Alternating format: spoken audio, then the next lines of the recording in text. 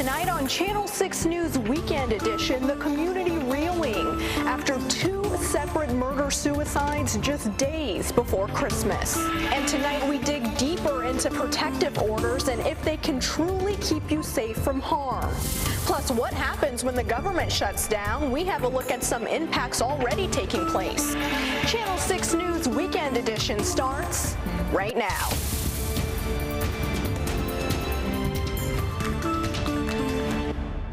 Good evening and thanks for joining us here on Weekend Edition. I'm Imani Payne. It is shaping up to be a deadly weekend in Central Texas. Two different police departments are investigating two separate double murder-suicides just days before Christmas. In Corsicana, 3 people are dead tonight.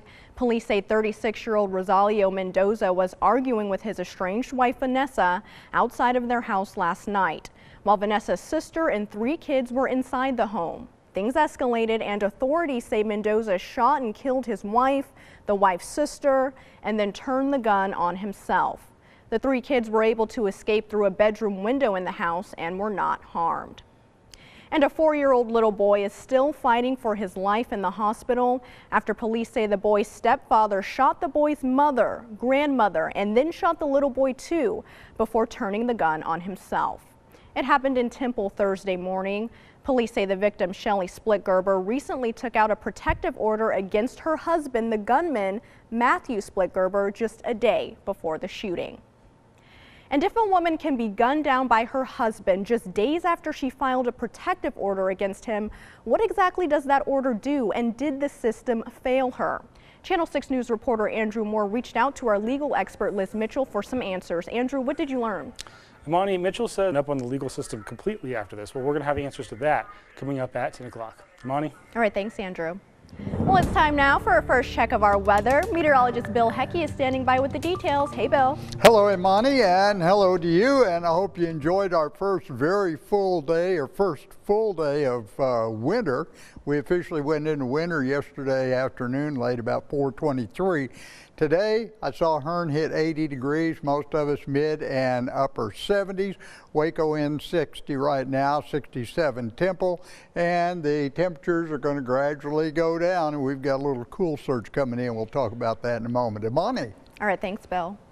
One father's fight to help save the lives of new mothers has helped to pass a new law. President Trump just signed the bill that Charles Johnson fought hard to help pass. If you remember, Charles lost his wife Kira just 12 hours after giving birth to their second son. Their story was at the heart of our Mothers Matter series. And with the passage of this law, all states will get new resources in hopes to better prevent childbirth-related deaths. One of 3 men convicted in the 1998 dragging death of a black man is set to be executed next spring. John William King's execution is set for April 24, 2019.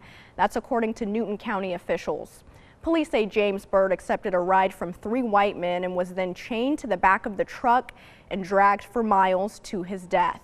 One man was already executed for the crime in 2011, and another is serving life in prison. Byrd's death sparked new legislation condemning hate crimes. The partial government shutdown, it's what everyone is talking about around the country. It affects some 800,000 federal workers, but roughly 420,000 of those employees are deemed essential and will work unpaid. In Washington, the White House Visitor Center was closed. A sign on the door said it was closed due to a lapse in federal appropriations. About 8 in 10 employees of the National Park Service are expected to stay home, and many parks are expected to close. The shutdown also blocking money for several cabinet-level departments and dozens of agencies, including Homeland Security. While the move did not ground any flights, some passengers are still not happy about it. Well, I'm just going to enjoy the holidays to the best, regardless of what happens, and hopefully Congress and the President will reach a deal and the government will reopen as soon as possible. Among those being furloughed include 52,000 workers at the Internal Revenue Service and nearly everyone at NASA. The Senate has passed legislation ensuring that workers will receive back pay, and the House is expected to do the same. An investigation is underway in New Jersey after a high school wrestler was forced to cut his dreadlocks off just minutes before a match. and the referee who told him to do it is now coming under fire for that call. This morning, a New Jersey referee benched after video of a student having... Well, still ahead on Channel 6 News Weekend Edition, a little girl who has spent her life in hospital rooms will finally get to go home just in time for Christmas. We have her story next. And later in the show, we're talking about the La Vega Pirates who headed home with a shiny new state title. Stick with us.